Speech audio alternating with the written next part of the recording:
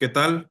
Somos el equipo 4 y esta es nuestra presentación de la situación problema celda galvánica. Estamos conformados por Santiago Rodiles, Silvia Paola, Ivonne Recio, Cristian Isaac y Mauricio Andrade.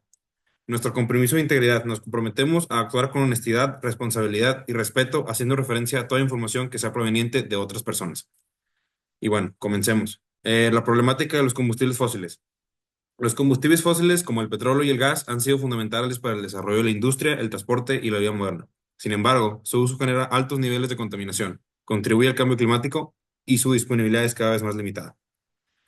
Ante esta situación, es necesario buscar fuentes de energía alternativas que sean más limpias y sostenibles.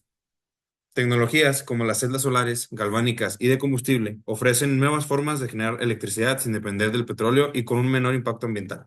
Comencemos con las celdas solares. Bueno, una celda solar básicamente, la luz solar está conformada por fotones que al hacer contacto con la cara frontal de la celda solar captura los fotones y los convierte en un flujo de electrones. Finalmente, pasan por una capa de silicio que impulsa electrones de silicio por todo el circuito y alimentan los dispositivos eléctricos. Sus ventajas incluyen una energía renovable e infinita, como quien diría, producen muy poca contaminación una vez en funcionamiento. Las celdas tienen una vida útil muy larga y buena durabilidad. En promedio, se estima una vida útil promedio de 20 años. Son una buena idea para prevenir el cambio climático. En cuanto a sus desventajas, en algunos países es más caro producir celdas solares que la energía que normalmente se utiliza en ese mismo país, en ese dicho país. La energía es dependiente de las condiciones meteorológicas. Inicialmente se requiere una inversión grande y pues aún se sigue invirtiendo en recursos no renovables como el petróleo o el carbón. Bueno, las celdas de combustible funcionan mediante reacciones electroquímicas en donde entra el hidrógeno al ánodo y ahí mismo se separan los protones y los electrones. Los electrones pasan por una vía externa donde se genera la electricidad y además de calor, mientras que los protones pasan por toda esta membrana hasta el cátodo. En el cátodo se combinan con los electrones y oxígeno y se genera agua como producto. Las ventajas es que es una energía muy limpia, renovable, no emite ruido, que es otra contaminación, y es muy eficiente. Las desventajas es que es muy costosa por sus materiales, está muy poco desarrollada y tiene una vida útil muy corta por el calor que generan.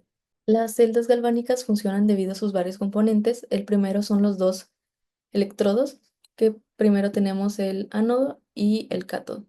Estos electrodos están sumergidos en las soluciones electrolíticas, que tenemos la solución electrolítica anódica y la catódica. Después están conectadas por un puente salino que este ayuda al paso de los iones. Finalmente tenemos que los electrones pasan del ánodo al cátodo a través de un conductor, que en este caso de la imagen podría ser una bombilla, pero en nuestro caso es un juguete electrónico. Y esto es lo que genera la corriente eléctrica. Las ventajas es que proporciona energía continua y es muy portátil, es económico, tiene diversas aplicaciones y no requiere una fuente de energía externa como sería una pila. Las desventajas es que su vida útil es limitada, ya que como es una reacción, esta se va acabando. Esto también implica que su eficiencia va disminuyendo con el tiempo.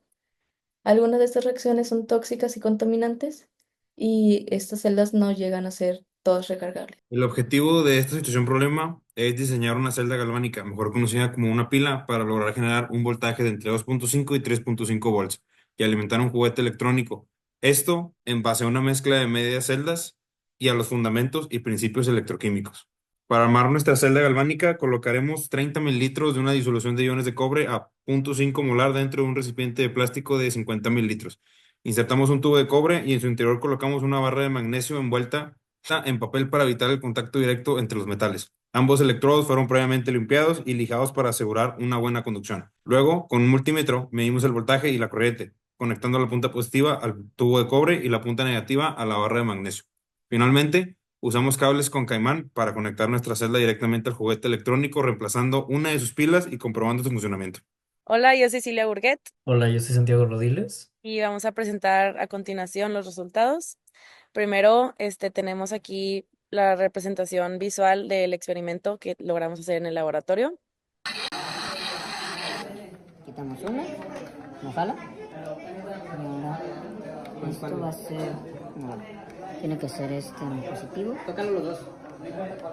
No, sí. Yo tengo en cuenta con esto positivo. Cobre es positivo y el otro es negativo. Así. Ándale. Ahí está.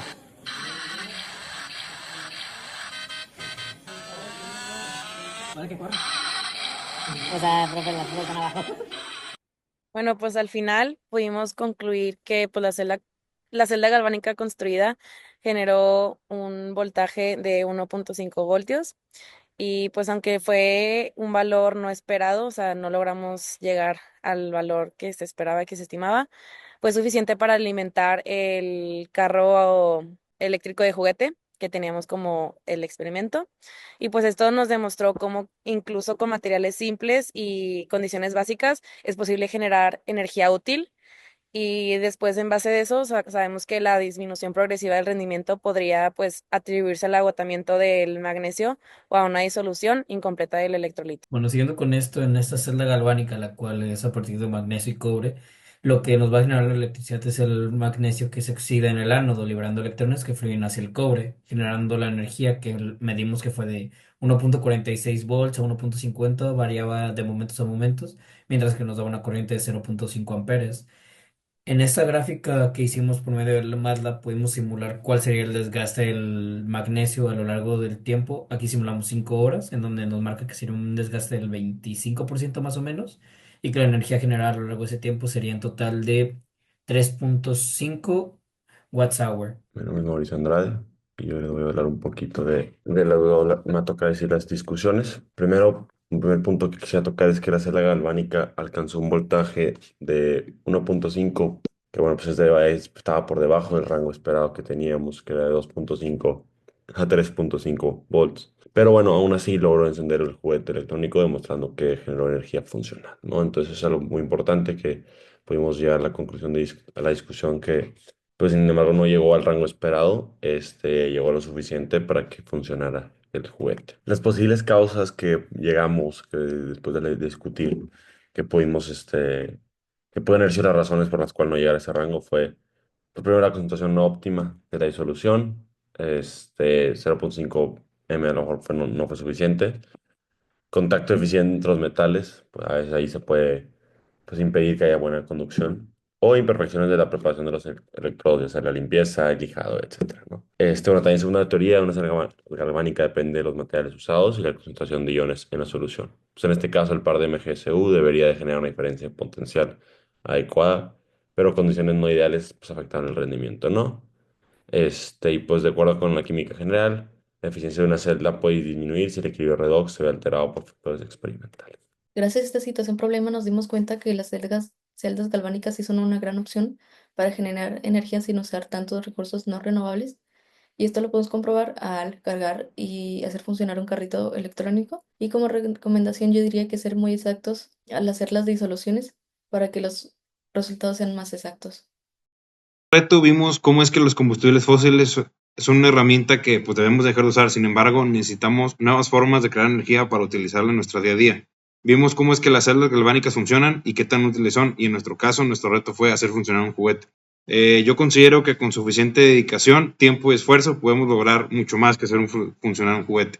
El aprendizaje que me quedo es pues cómo funciona una batería, todos los procesos que conlleva y el voltaje que puede llegar a generar.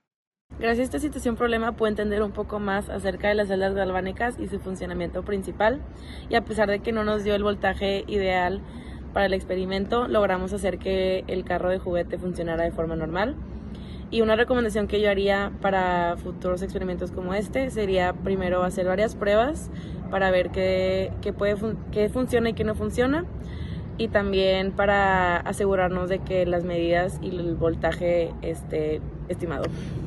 Bueno, este proyecto me permitió entender de manera práctica cómo una reacción química puede generar electricidad mediante una celda galvánica.